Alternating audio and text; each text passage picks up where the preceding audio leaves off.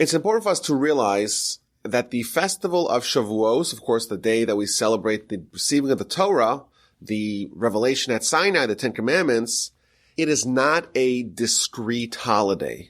It's not limited, constrained to one day in the calendar year.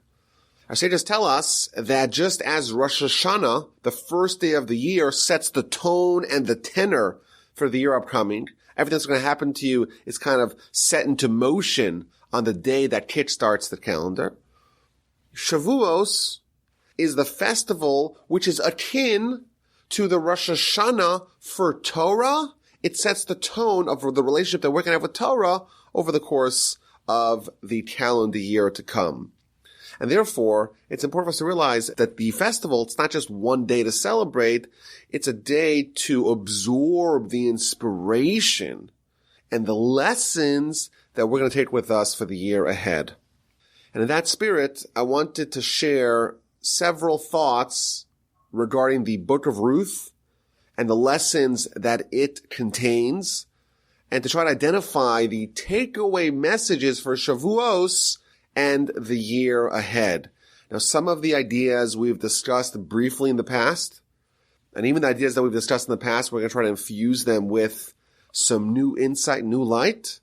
But we also prepared a whole new approach that covers the entire Book of Ruth that I think ties together the various themes of the festival and gives us a new perspective about Torah for the year to come.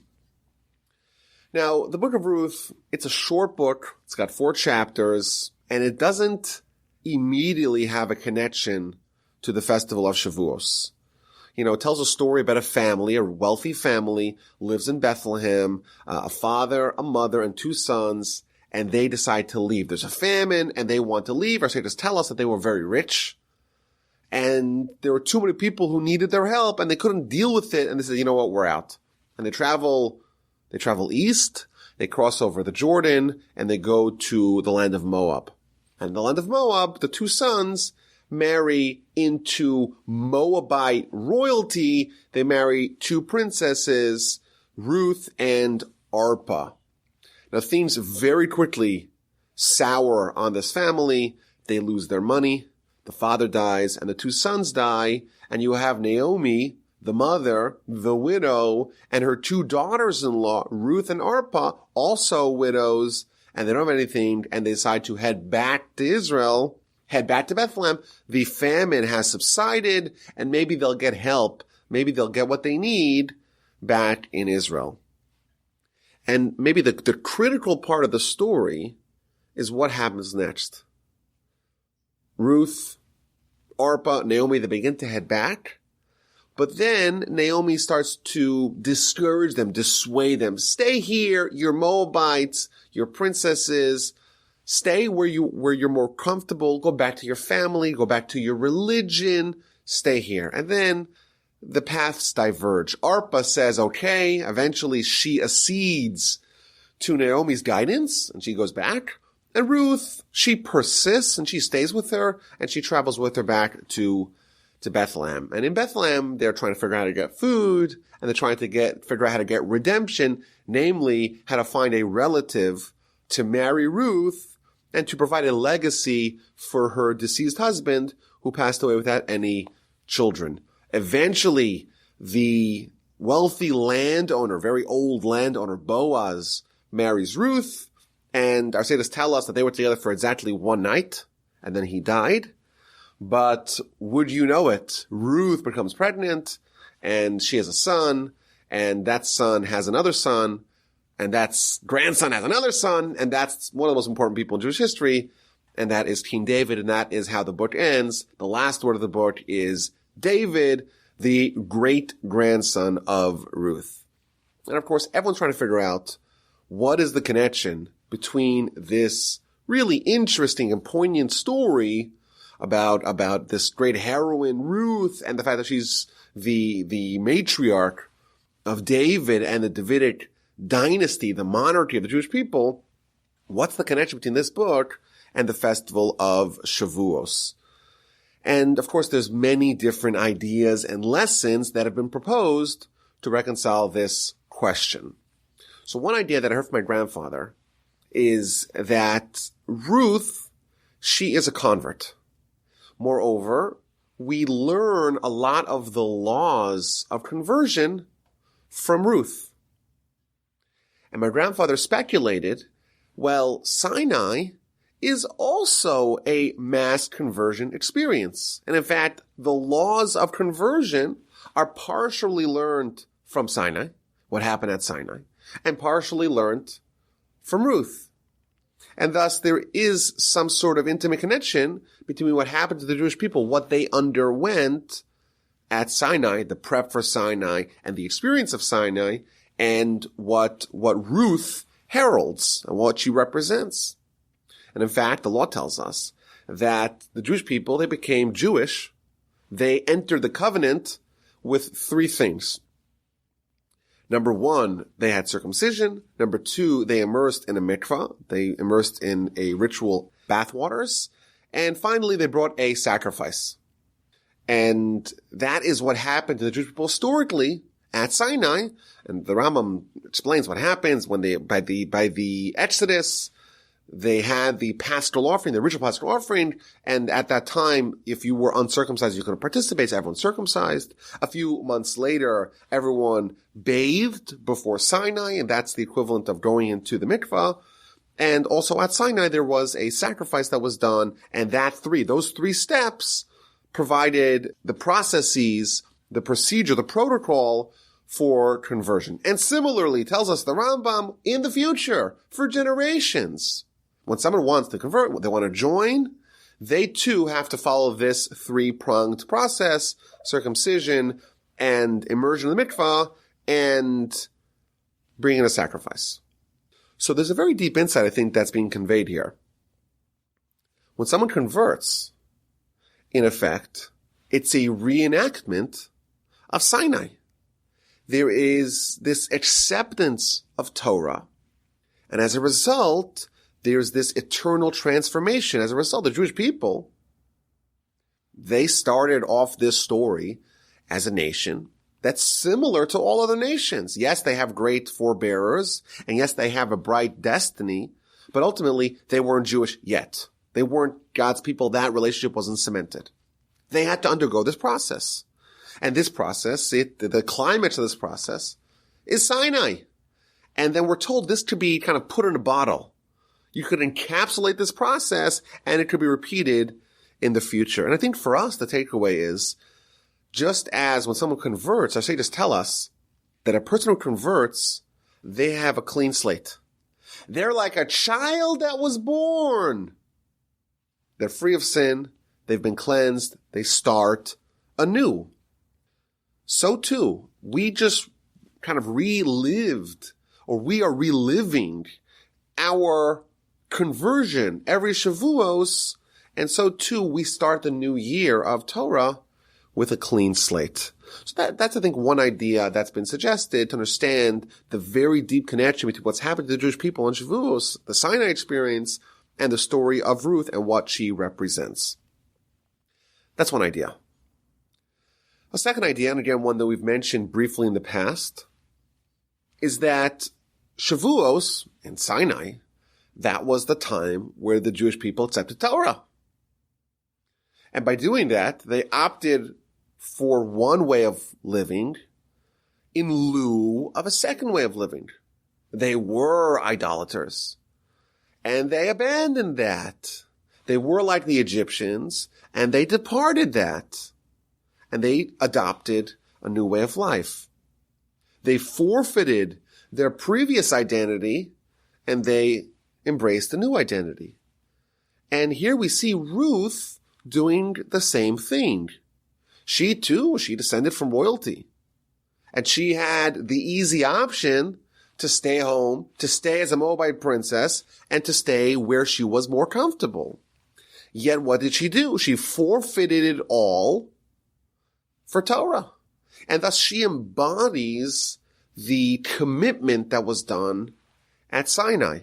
And in fact, the Rambam, again, when he talks about Torah study, he reiterates the point that it's not possible for someone to have both. you have to give up something. You have to forfeit something if you want to truly fulfill the mitzvah of Torah. And as he says it, to be crowned with the crown of Torah, you're going to need to forfeit something.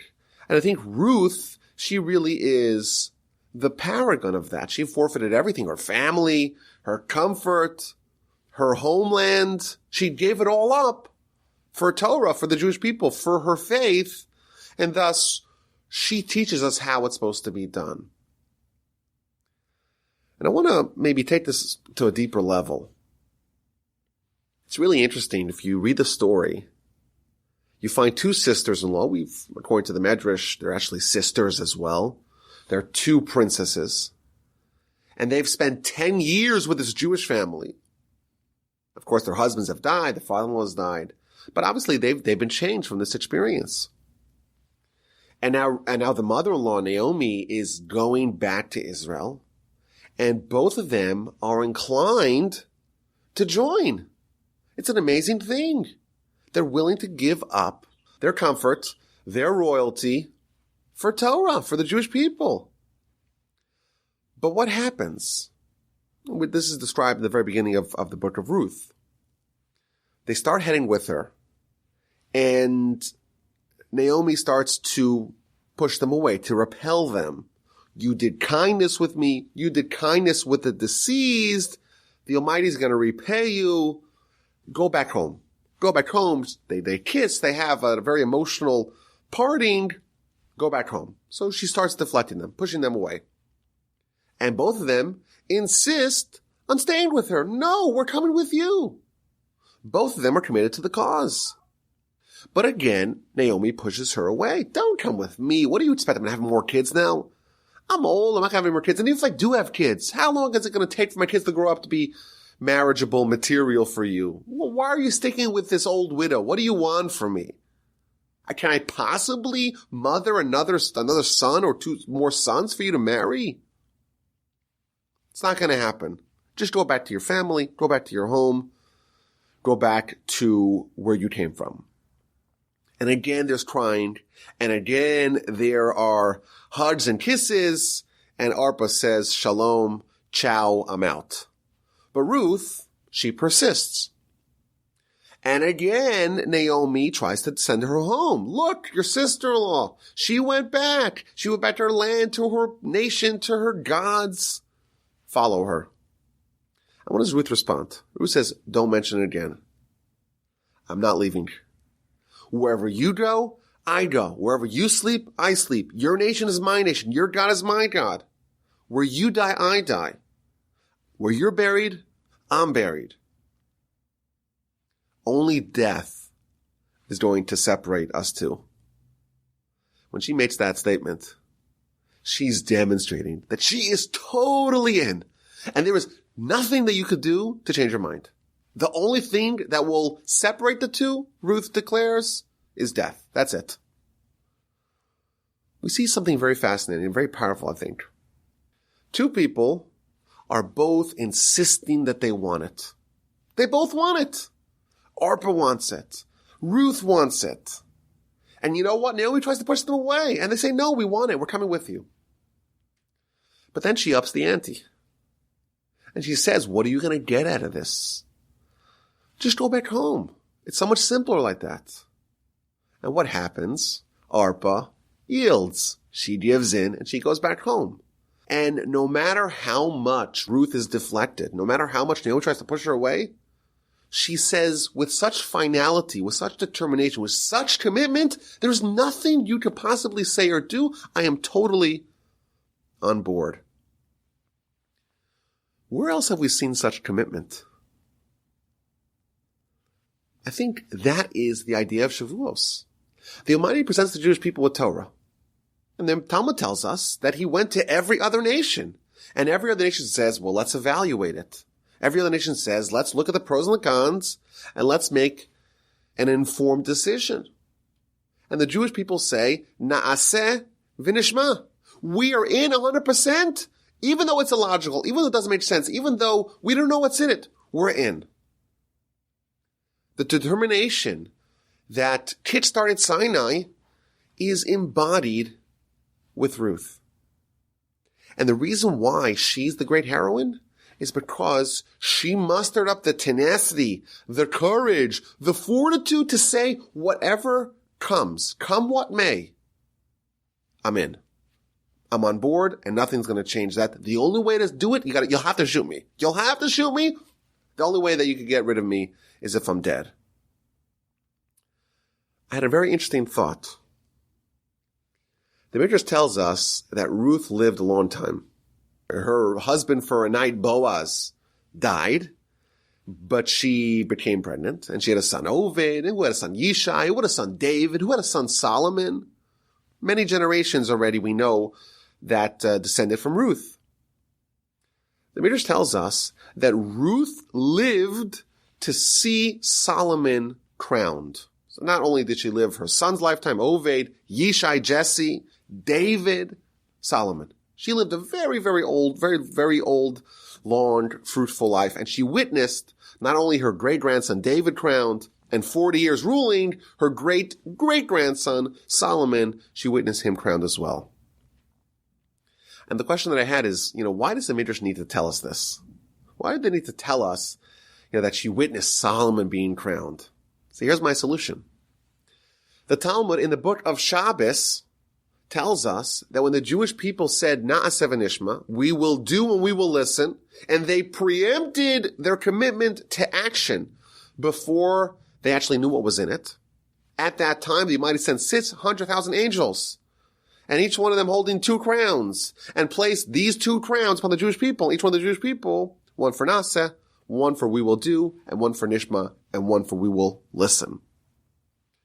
The commitment of Sinai, the commitment of Shavuos, earns someone 2 crowns.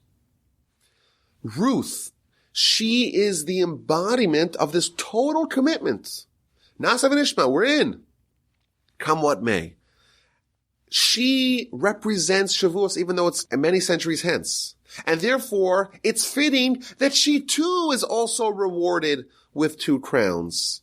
And therefore, the lesson of the day, perhaps we could say, the lesson of Shavuos is that it's a time for us to become great.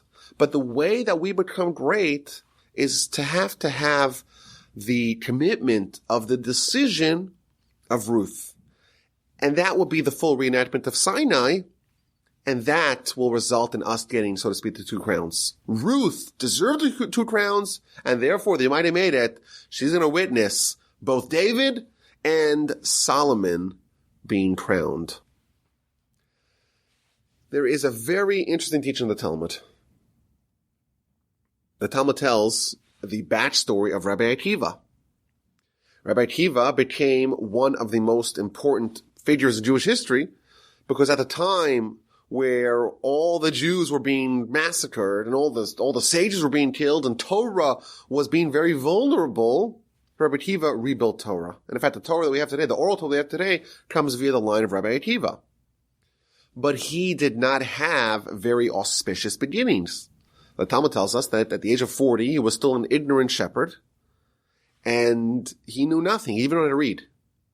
Maybe he had, well, Talmud does indicate at least, that he had great character, but he was not a scholar at all. And he has this metamorphosis. He has this epiphany where he sees the water dripping on the rock. We know the story. And the water bores a hole in the rock. And he says, well, if water which is soft could penetrate the rock which is hard, Torah which is hard could penetrate my heart, I'm going to go study. And when he makes that decision, the daughter of his master, the person who he worked for, Rachel, the daughter of Kalba Savua, she's so impressed by him and she sees his potential. She says, okay, you go study and I'll marry you. And the new father-in-law can't believe what his silly daughter did. Any man in the country I could get for you. And you decide to marry Akiva, the ignorant shepherd?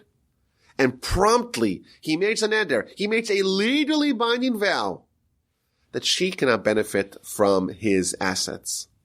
So she's married to Akiva, and the Talmud says they're living in a cave, and all they have is some hay to rest upon, and they have nothing.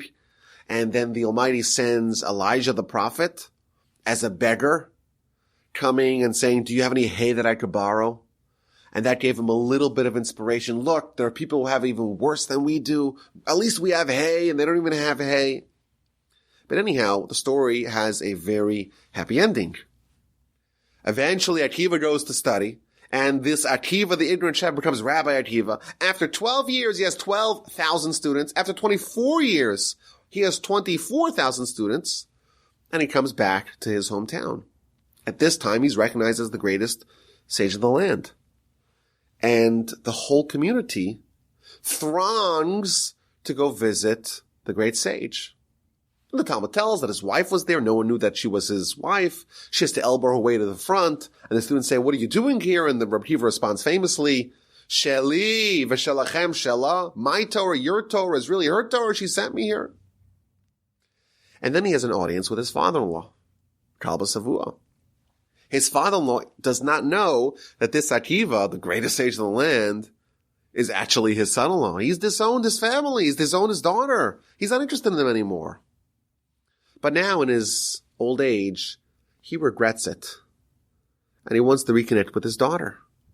And he wants to annul the vow that he made many years prior. So what do you do when you want to annul a vow? So there is some halachic precedence for the fact that you go to the sage and you say, listen, I didn't know at the time what I would actually feel if I did the vow.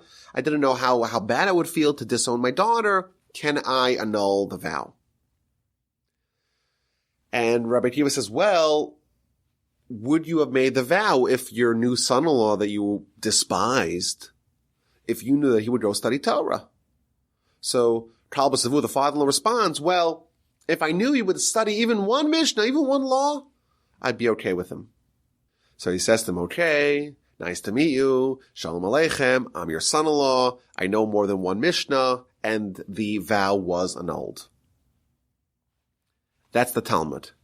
Now the Tosfos commentaries asks a profound question.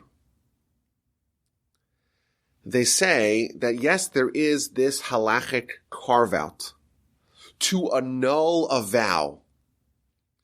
But the reason for the annulment of the vow cannot come subsequently. Meaning that you could only get rid of the vow provided you didn't realize how it would make you feel. But suppose something else happens that changes the calculus, and it happens post facto, well, that would not be grounds to annul the vow. And therefore, Rabbi Akiva, at the time of the vow, was not a great Torah scholar. So the fact that he subsequently became a great Torah scholar, that should not be used as grounds to annul the vow.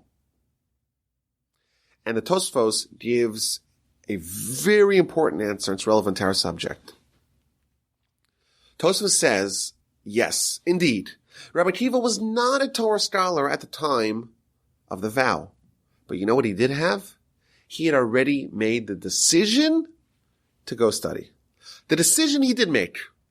The implementation he did not make. But Tosfos says, if someone makes a decision to go study, the normal way that things will ensue is that he will become a great man. He will become a great Torah scholar. And therefore, the fact that Rabbi Akiva became a great Torah scholar was already in play once he made that decision. If you think about it, Rabbi Akiva, an ignorant shepherd, very advanced in age, relatively. And yet, what we're told here in the sources is that just the decision to go study already mandates, already guarantees that he's going to become a great sage. That's the lesson of Shavuos. Shavuos is the time to make this acceptance of Torah. And by doing that, unlocking the keys to become a great person. If someone makes that decision completely, then that's it. The hard part's past them, and now it's just smooth sailing. Well, maybe not smooth sailing, but they have that decision, that fortitude to help them get through the choppy waters and to help them progress along their trajectory. Think about it. Many, many people go to study, and only few of them become great people. What's the difference? The difference is that Arpa also wanted to join Naomi. She said, I'm in. And Naomi pushed her away, and she said, I'm still in. But ultimately, when things got heated, she left. A little bit of resistance knocked her off her plans. And therefore, her commitment to go was not with the same degree of Nasav and Ishmael. We're all in. Rabbi Akiva, he went like Ruth. He said, Nasav and Ishmael, I will listen, I will do whatever it takes. And that decision alone, that's enough to ensure that he indeed will become great. The Talmud actually tells us what happened to Arpa. She also has an interesting epilogue to her story. The Talmud tells us that on that night, she went back to Moab, and she went back to her sinful ways, and went back to her idolatrous ways, and already that night, the way the Talmud says it, many organs were in her, and even a dog. Basically, she descended and spiraled very, very, very quickly. And she has a very famous son.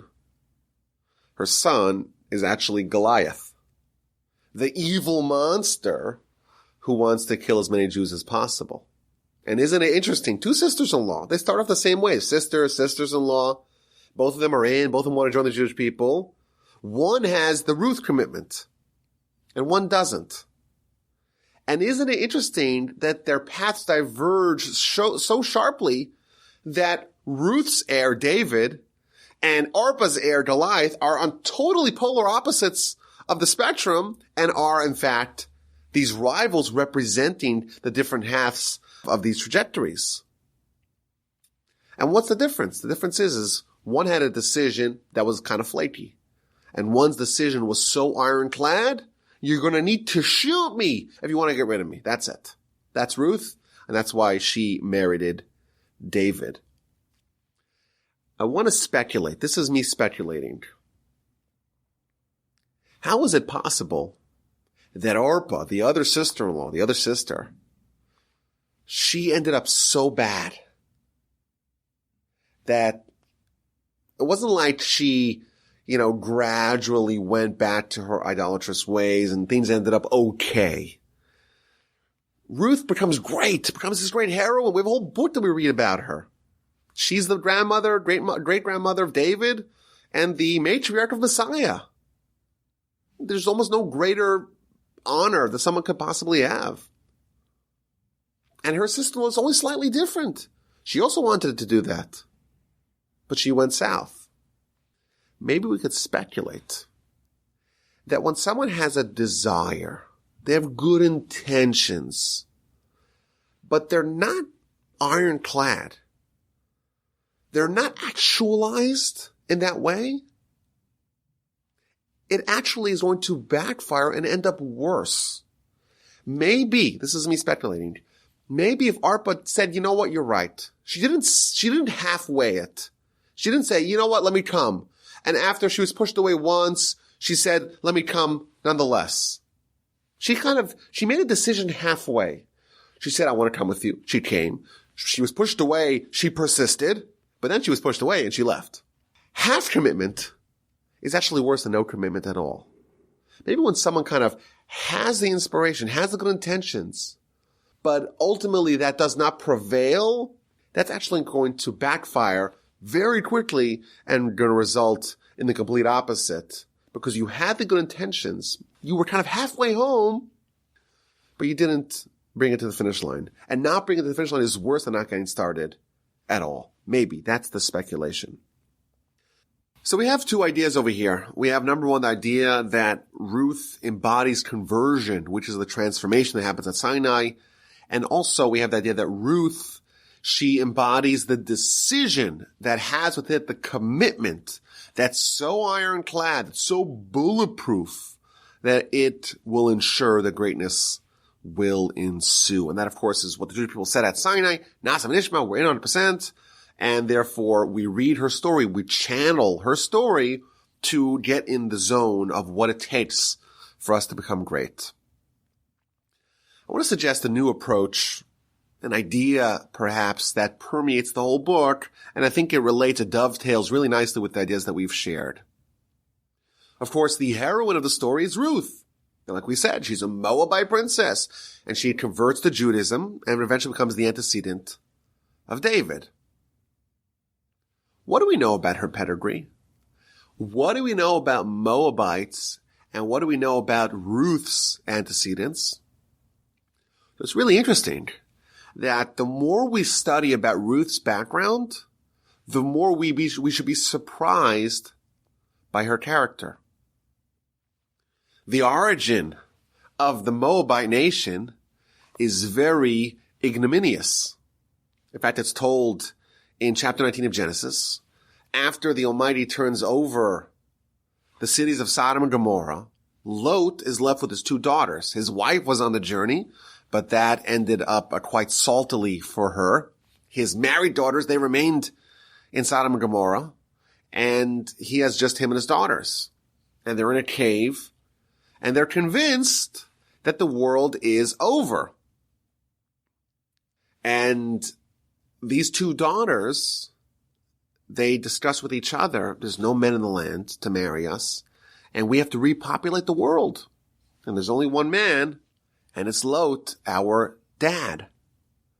So they ply him with alcohol, and the first night, the elder daughter sleeps with Lot, and the second night, the younger daughter sleeps with Lot, and both of those encounters result in conception. And the older daughter has a son, and she names him Moab, which means from my father, Av is father, Moab from my father. And the younger daughter has a son named Ammon, or Ben Ami, the son of my nation, which is kind of hinting that this is an internal job, and that is the forebearer of the nation of Ammon. So isn't it interesting? We have 2 nations that the Jewish people encounter. One of them is the nation of Moab that comes from Lot and his oldest daughter. And of course, Ruth comes from that nation. And then you have the second nation, the nation of Ammon, that comes from Ben Ami, which is the younger daughter of Lot. Now, when the Jewish people, as already a full-fledged nation, leaving Egypt, they have to encounter lots of different nations on their way to Israel. Of course, they have the war with Amalek. They have the war with Midian. And then they're told, okay, the 2 nations, Moab and Ammon, you don't make war with them. Why? So the Talmud tells us because, Moab, that's going to have a very important descendant. That is Ruth, of course, the great-grandmother of David and of Messiah. And Ammon, the other nation, is also going to have an important child, and that is Naamah, the wife of Solomon and the mother of King Rehoboam, Solomon's heir. So isn't it interesting when you look at the shameful, the scandalous, the ignominious origins of this great heroine? You have Ruth, such an important figure in Jewish history, and yet she descends from such shameful origins. Moreover, our sages tell us that if you look at Lot's 2 daughters, you have the older daughter, and she names her son Moab, from my father. You think about the kid going to school. Why are you called Moab? What's he going to say? Well, my mother and my grandfather had a baby together, and therefore my mother decided it was a good idea to name me Moab from my father. It's a very crass, coarse name. Ben Ami, the other cousin, or I guess closer than that genealogically, the other one is called Ben Ami, the son of my nation, which is more ambiguous. So Talmud points out that there is a difference between kind of the sensitivity of these 2 sisters. The older sister is a little bit more coarse, a little bit more crass, a little bit more overt about what had happened. She wasn't embarrassed about it. Whereas the younger sister was a little bit more embarrassed, a little bit more sensitive, and she gave the name Ben Ami. And therefore, says the Talmud, when we are told that we have to avoid war with these two nations, the nation of Moab were told not to make war with them. The nation of Ammon were told not to harass them or oppress them in any way. And what you can imply from that is that in Moab, we're supposed to oppress. We're supposed to harass them a little bit, but not Ammon. And the difference is, what could possibly be the difference? Two belligerent nations. We're not supposed to make war with either one of them because of their important descendants, but one of them was supposed to harass. Here's the difference. Because one nation, the Moabite nation, is a much more crass, much more immodest nation, therefore we're supposed to harass them. Can't make war with them, harass them. But the other nation, a little bit more sensitive, don't make war and don't harass or oppress them at all. So isn't it interesting? We have Ruth that comes from this very immodest backstory. And not only that, two people came from that same kind of story, and she came from the one that was even more immodest, from the Moabites. And of course we know in the book of Numbers, the Moabite women are conscripted to go cause the Jewish people to sin. They seduce the Jewish people to sin, to sleep with them, and ultimately to do idolatry with them. So we have a nation that from its very origin is connected to immodesty. And not only that, it's the more immodest of the two immodest sisters. And not only that, we see how their nation's behaving. So this is a nation that really represents immodesty. And yet, Ruth is the paragon of modesty. In fact, in chapter 2 of the Book of Ruth, Boaz, the wealthy landowner, he sees all the poor people picking up the leftover crops, and he right away notices Ruth. And he asked his aides, who is that young maiden? And the Talmud says, wait a minute, Boaz is one of the heroes of the Jewish people. In fact, he's one of the judges, the actual titular heads of the Jewish nation. Is it appropriate for him to be looking at the girls and noticing them? What does it mean? What did he notice in Ruth? So the Talmud gives us the answer. He noticed that she had superlative wisdom and superlative modesty. And it describes that she would collect it in a different way. Everyone else was kind of running around, exposing themselves, as long as they grab as much grain as possible. And she's much more sensitive. She's much more dignified. She's much more noble. She's much more modest.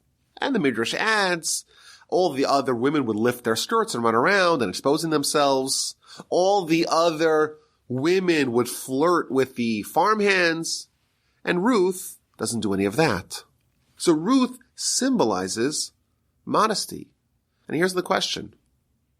How do we have this contradiction? We have Ruth, the paragon of modesty, emerging from the most immodest upbringing. How is Ruth super modest when all the Moabite women are the least modest?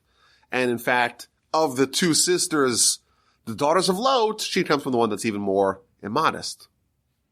Question A. How does the modesty descend from gross immodesty? Now, the nation of Moab is disincluded from the Jewish people. In fact, there's a verse in Deuteronomy, in Devarim 23, verse 4 and 5, where we're told that even if there's a Moabite or an Ammonite, these two nations, convert, they cannot intermarry with the Jewish people. And in fact, the Talmud says, well, that's only a male, not a female. Why are converts from the Moabite and the Ammonite nation disincluded from the Jewish people? Why can't they intermarry with the Jewish people? So the verse says, they did not preempt you with food and water when you left Egypt. When you left Egypt, you were weary, you were hungry. They should have come out with a plate of cookies and some milk. They should have given you some provisions, and they didn't do that. Not only that, they hired Bilam, the sorcerer, to come curse you and try to decimate you. And the commentaries point out, it wasn't just that they didn't have kindness. They had anti-kindness. They didn't have even reciprocal kindness. Think about it. Who saved Lot, the great-great-grandfather of Ammon and Moab? It was Abraham. At the very least, when someone does for you a great favor, you can reciprocate. And not only don't they reciprocate, they try to deliberately imperil the Jewish nation. Kindness is the hallmark of the Jewish people. The Talmud even says if you see someone that's not kind or merciful or bashful, you know for sure they're not a descendant of Abraham, Isaac, and Jacob. Our nation, baked into our spiritual DNA, are these characteristics. And therefore, the nation of Ammon, the nation of Moab, these have characteristics of anti-kindness, and therefore they are unwelcome from integrating into our nation. So what kind of nation does Ruth come from? Not only it's a very immodest nation, it's a very unkind, even anti-kind nation. Yet Ruth is the paragon of kindness. In fact, the Midrash asked the question, why do we read the Book of Ruth? There's no laws in it, not laws of purity and impurity, not laws of what's permitted, what's prohibited. Why was this book even written? And the Talmud tells us, because this is a book about kindness. And it teaches you how to do kindness, and it teaches you the reward for kindness. And parenthetically, it's been suggested that the Torah is really about kindness. And therefore, it's appropriate to read the book about kindness, namely the Book of Ruth, on the day that we receive the Torah, which is in general about kindness. What kindness did Ruth do? So there's a whole list. Of course, the sages talk about a whole list of things that she did. So first of all, even though their husbands had died, they took care of burying them, taking care of them, preparing their shrouds for them. Moreover, they were owed a dowry. They were owed a severance payment with the death of their spouses, and they could have demanded it from the estate, from Naomi, but they forgave it. And this is, by the way, both of them, both Ruth and Orpah. Moreover, she did kindness with her deceased husband. She tried to build a legacy for him. She could have gone for younger men. She went for Boaz, the relative of her deceased husband, Machlon. She did kindness with her mother-in-law. She is gleaning from the field to try to provide for her elderly mother-in-law. So our sages tell us that Ruth, and the Book of Ruth, and of course the persona of Ruth, is all about kindness. The whole book and her whole story is exuding kindness. Yet what nation does she come from? She comes from a nation that not only does not have kindness, they have anti-kindness. To the degree that they are eternally disincluded, the males at least, from the Jewish people. They have such a gross, egregious lack of kindness, yet the daughter of the Moabites exhibits superlative kindness worthy of an entire book being added to the canon. How do we again reconcile this contradiction? Modesty from immodesty, kindness from anti-kindness. And again, Ruth is always bucking the trend. The Moabite nation, that's a nation of idolaters. And Ruth, of course, is willing to forfeit all for true faith. She's again behaving in the polar opposite way than what you would expect. Moreover, Ruth, we said she's a princess. And the Talmud tells us that she's a direct descendant of Balak. Balak is the king of Moab that hired Bilam in the book of Numbers to go curse the Jewish people. Talmud tells us that Ruth is the granddaughter of Eglon, who is the son of Balak, the king of Moab. So it's kind of ironic. She spans two very opposite monarchs. She's the great-granddaughter of Balak, the failed monarch, king of Moab, and she's the great-grandmother of David, the eternal king of the Jewish people. But again, we see that she comes from very poor stock, and yet someone so righteous, so pure, so holy emerges from someone so evil and so corrupt. I think that's a very fundamental question about Ruth. How does she have what she has? How does she exhibit the great characteristics that she has? So I want to suggest an idea Maybe it's the central theme of Ruth's story, and maybe it would explain the total metamorphosis, the total transformation that she undergoes, and maybe also might explain its connection to Shavuos, to Sinai, and to Torah.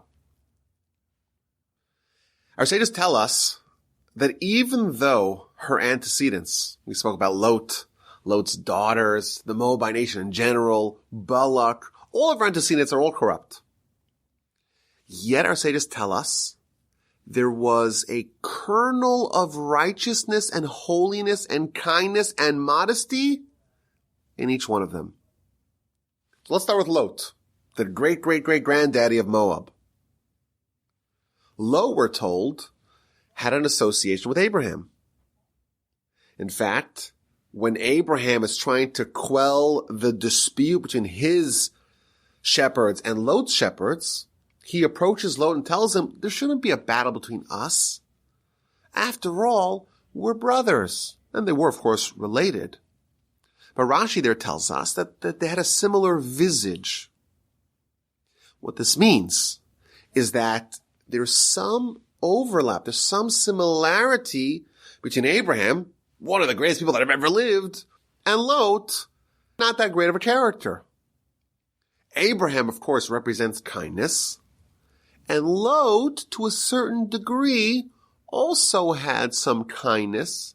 And we see, of course, even though he was really messed up, but we see the kind of kindness that he dispenses to the angels masquerading as men visiting Sodom and Gomorrah before they overturn it. We see that he does resemble Abraham in a little bit. But we're told, Abraham tells us that we're brothers. Him and Lot are brothers. They're not the same. But there's some kernel that's within Lot that is not manifested, that's not present. It's latent. It's embedded within him. There's some similarity to Abraham. And when is that fully manifested? When is that brought to fruition? When is that actualized? It's actualized in his great-great-great-great-granddaughter, in Ruth. Similarly, let's go to Lot's daughters, Ruth's other antecedents. The Talmud in the Book of Nazir, page 23b, going into 24a, tells us a very shocking statement. A person should always do a mitzvah. You should run. Don't tarry. Don't dither before doing a mitzvah. Run to do a mitzvah. Why? Because two daughters of Lot that ran to do a mitzvah. Which mitzvah they run to do? Repopulate the world. Be with their father. And because the elder daughter ran first, she spent the first night with her father Lot, therefore she joined the Jewish people, or her line joined the Jewish people 4 generations earlier. And you have Ruth, and then Oved, and then Yishai, and then David, and only the following generation do you have Rechavam, who comes from the other sister from Ammon. So why did the Moabites merge with the Jewish nation, or at least one part of it merge with the Jewish nation, 4 generations before the Ammonite nation merged with the Jewish nation? Well, it's because the elder daughter preempted the younger daughter by 1 night. That's what the Talmud says. But it is a shocking statement. The Talmud says you should run to do a mitzvah. And what's the lesson? Or what's the source that you should run to a mitzvah and don't tarry? Don't dither? From the 2 sisters, the daughters of Lot, going to spend a night with their father? Is that what a mitzvah is? Doesn't sound like a mitzvah to me. That sounds like incest. That sounds like a grave sin. How could the Talmud label this activity as a mitzvah? And what our sages are revealing to us is that, of course, this wasn't a mitzvah. In fact, even for non-Jews, they don't have the sister theme mitzvahs. This will be included in the prohibition of forbidden relationships. What it's telling us is, yes, Lot's daughters did something really repulsive, repugnant, prohibited, corrupt, a sin. But you know what? There was a little kernel of righteousness in it. There was a little component of what they did that was done properly, that was done for the sake of heaven, willing to spend a night with a man for some good intentions, even though it's done on the sinful context. And that is, to a certain degree, a kernel of a mitzvah. And when does that get actualized? Of course, with Ruth. Ruth also spends a night with a man, also to do a mitzvah for a good cause. But that, of course, was actually a full mitzvah. It wasn't a sin at all.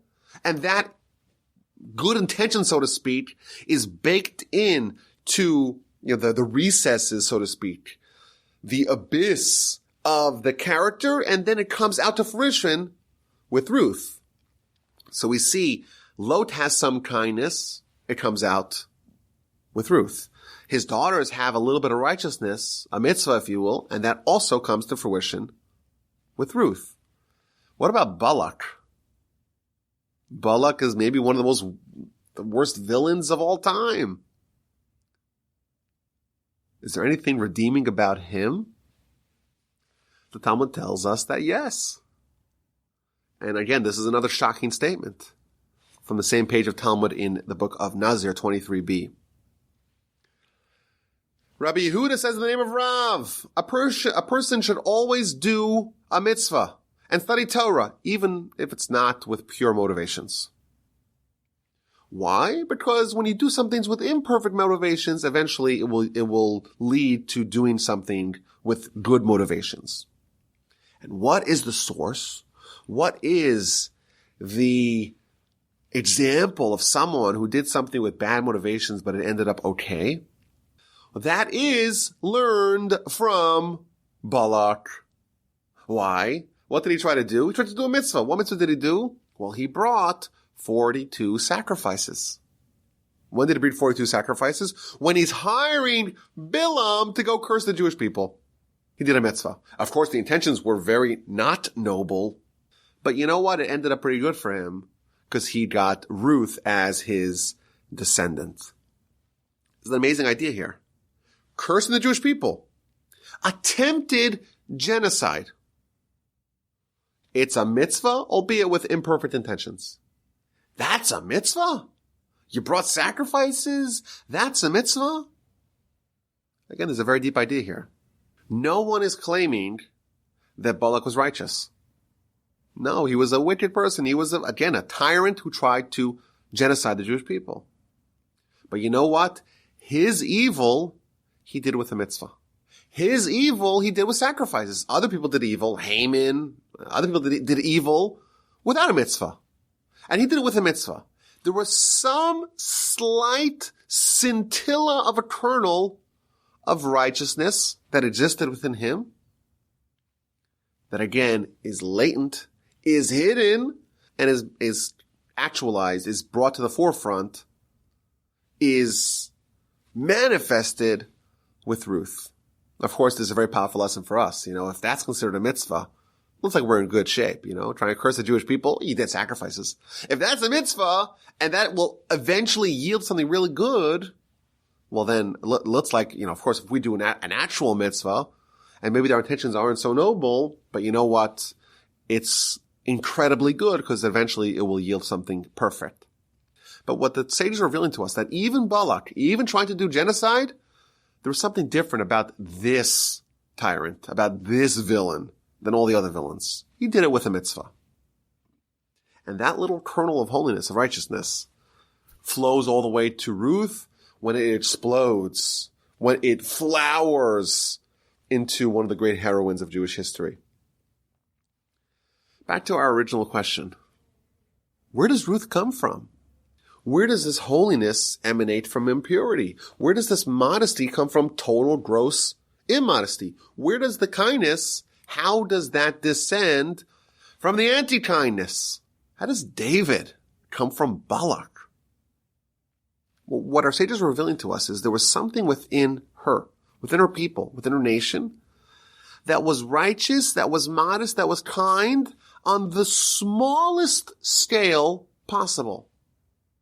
And what Ruth did and what Ruth embodies is the fanning of the flames, of the embers of holiness that she had within her. She took that little kernel that existed within her, and she brought that out. And she actualized that. And she had that manifest within her to the degree that was no longer latent. It was a fiery, burning beacon of kindness, of modesty, of holiness, of righteousness, of David. She took the Balak, she took the most corrupt king, and she found the good part of him, and she made that into King David. We talk about conversion. And same question. We said Ruth is a convert, Sinai's conversion. What's conversion?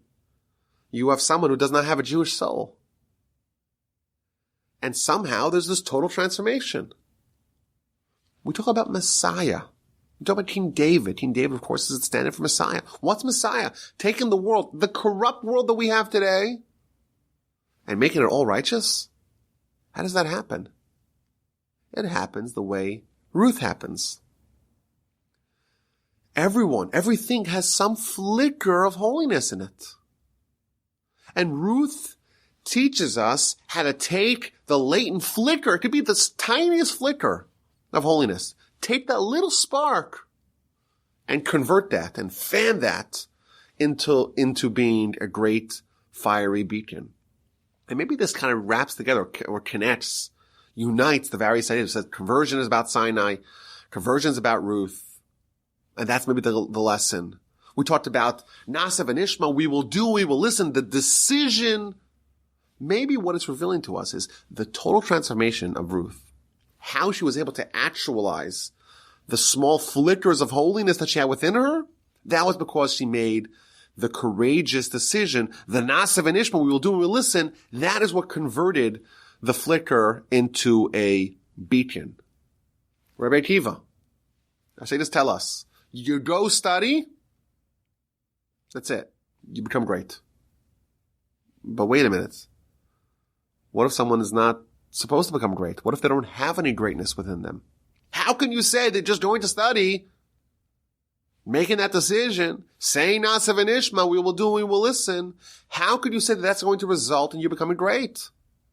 The answer, of course, is greatness is baked into every person. Everyone has at least a flicker. Something you have of greatness. And your decision, your Ruth, Rabbi Akiva decision to say, I'm in, that is what exposes that fire. And once it starts, and once it grows, it's going to manifest, it's going to flower, it's going to surface from within a person's depths. Who, of course, embodies that more than anyone else?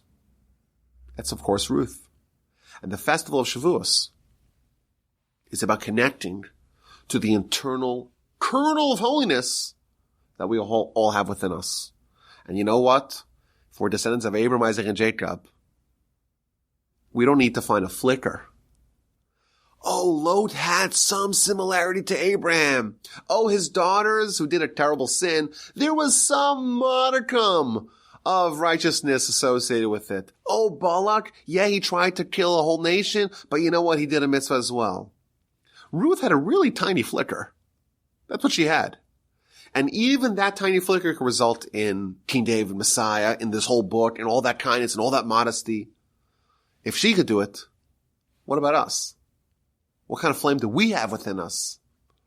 Ruth represents the transformation of Sinai, the transformation of conversion, and the ideal that every single person has holiness, has greatness within them, and if they do the right thing, and if they make the commitment, and they have the commitment of Ruth, the total commitment, the Nasav and Ishma, the Sinai commitment, guaranteed they'll become great. So I think the lesson that we take with us for the year upcoming, Sinai, Shavuos, Ruth, they all represent the same thing. They represent actualization of holiness that we all have within us. There's latent potential for greatness baked into every person. And you know what? If you happen to be fortunate enough to descend from Abraham, Isaac, and Jacob, you have a lot of latent holiness within you. And what do you do to unearth that? What did Ruth do to unearth her latent holiness, small as it may have been from within her, it was all about a decision. It was all about a nasa v'nishma. And you know what? You can make that decision, but if it's half-hearted, you look like Arpa. Not only will it not improve you, it may, God forbid, lead you down a very poor path, possibly. But Ruth, and of course Rabbi Akiva, show us how it is done.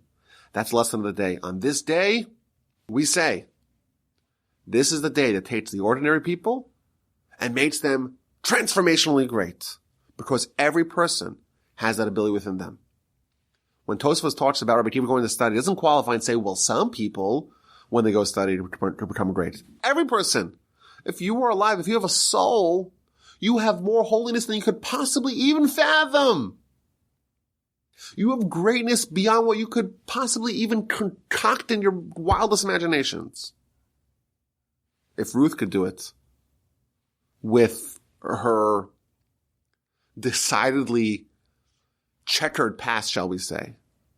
And again, our sages are laboring to find some little good thing about Lot, about his daughters, about Balak. And it seems to be like, really? That's all you found? And look what she became. Look how she fanned those embers that she had within her to become great. And our hope is that over Shavuos and over the course of the year upcoming, we take this lesson to heart.